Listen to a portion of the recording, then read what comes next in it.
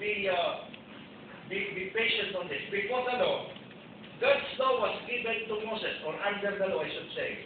God's law was given to Moses in particulars of what, when, where, and how tithing is to be used. Okay? In Leviticus chapter 27, 30 and 34, lahat ng mga hayop na mag-a-under ko doon sa rad na parang panukat, kung di ako nagkakamali, ang 10 ton bawas na bawas. That is under the law. Now, a direction of the first fruit of everything were always required of God to Israel. Ang sabi niya sa Exodus, do not delay.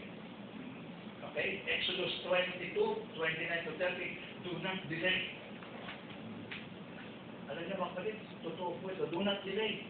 Kaya alam niyo, ang ginagawa ng ibang mga membro, hindi man dapat. Ang ginagawa ng ibang membro, pinibigyan sa manggagawa.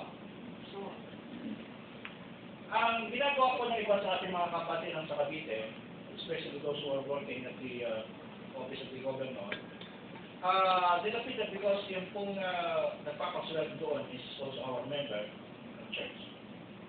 Sinasabihin niya na, sis, pakibawas mo na lang sa pero po yung tayo kasi magagastos ko pa eh.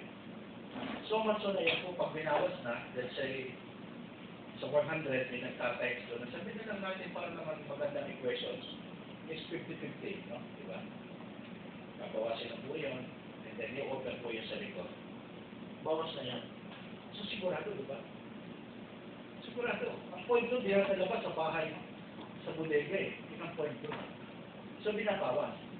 Ako mga kapatid, puras doon, mas pagsunod sa Diyos is concerned, wala akong ikangaki, anumang procedure ng pagsunod ko, provided it's the biblical ruling. Wala akong masama pa sa pagsunod ko. Ang sabi ng Diyos, do not delay. Kung sa pamamaraan yung nakikita natin na hindi natin madidelay ang pagkadala, then gawin natin. Diba? May ibibigay sa pastor, wala namang problema niyan. Di huwag mo nang galawin ng pastor, ganyan yung offer na sana, yung ang system eh.